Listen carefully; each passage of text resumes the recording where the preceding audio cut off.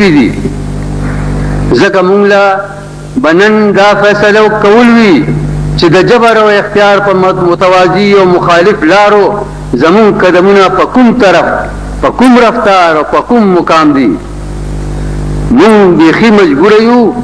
که څه اختیار هم لرو که مجبور یو نو ولې څومره او تر کومه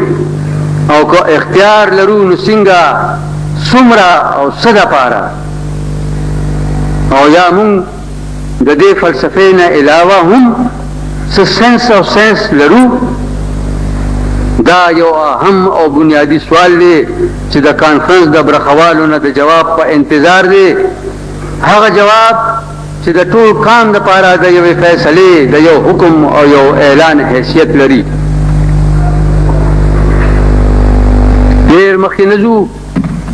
خو د روندي او دویم عالمي پښتو کانفرنس تر میرزا د 14 کالو په دې طویل مختصر موده کې پښتو ژبه ادب ثقافت تاریخ جغرافیه معیشت معاشرت او سیاست یا په نورو ټکو کې لر او بر پښتانه د حالاتو او واقعاتو د کومو مرحلو نه راتېروتل نن په کوم ځای ولاړ دي او کوم لوري ته مخ دی یعنې څه او وشو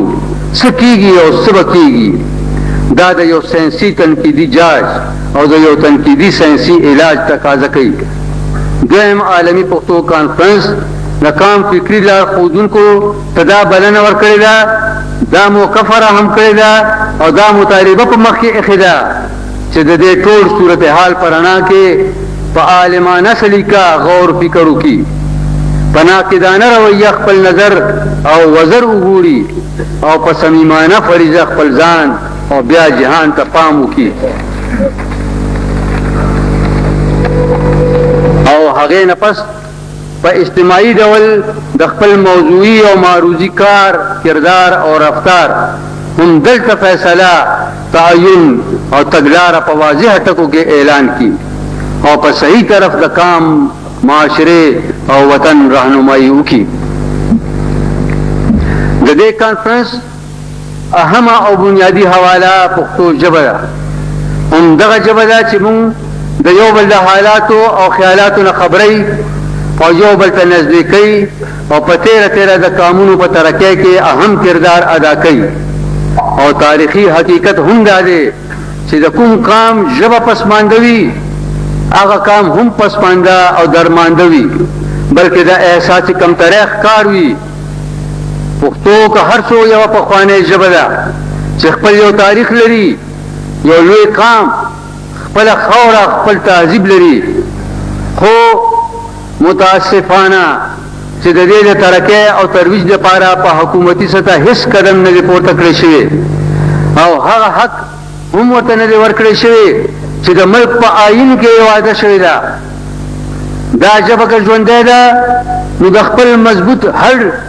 او قوي روح په بنیاد او که چا د عصري غوښتنو سره هم آهنګ کړی او د علم او ادب او د تهذیب او ثقافت په رڼا او هنر ښایسته کړی یا درنه کړې ده نو هغه د پښتو ژبې شاعران ادیبان صحافیان او فنکاران دي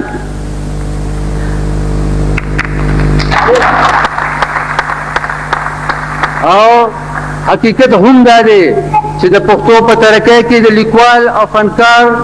د ذهن او نظر محنت او محبت بنیادی کردار ادا کړی دی چې د ځیګر په وینو یې ورته ژوند او خوند بخلی دی پښتو هم د دوی په برکت او همت پښتو ده یعنی هم یې ویلې او لیکلې ده او هم یې کړې ده د پښتو د انفرادیت او خصوصیت هر چاته معلوم دی چې دا صرف ویلې لیکلې او لوستلې نشي بلکې کولې هم شي د دنیا نورې ژبې فقط ویلې لیکلې او لوستلې شي ځکه چې پښتو د یو ضابطه حیات هم نوم دی پښتو کول د هغه چا کار دی چې پښتو ویلی شي او چې پښتو نه ورځي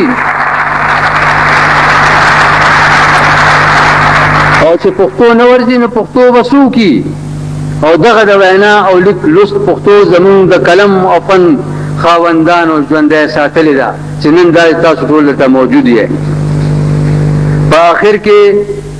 یو ځل بیا تاسو ټول راغلي درنو مېلمنو ته هرکلې او خو پیرزونو سره په دې یقین رخصت اخلم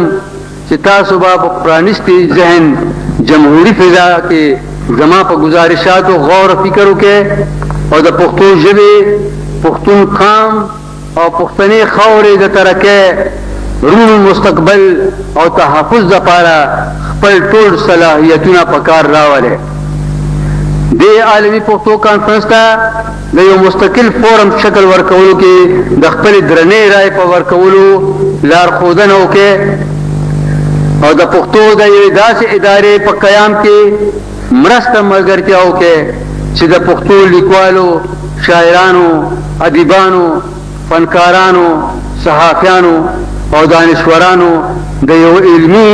ادبي، فني، صحافتي او معاشي مرکز حیثیت ولري. په درناوي ډېره ډېره مننه.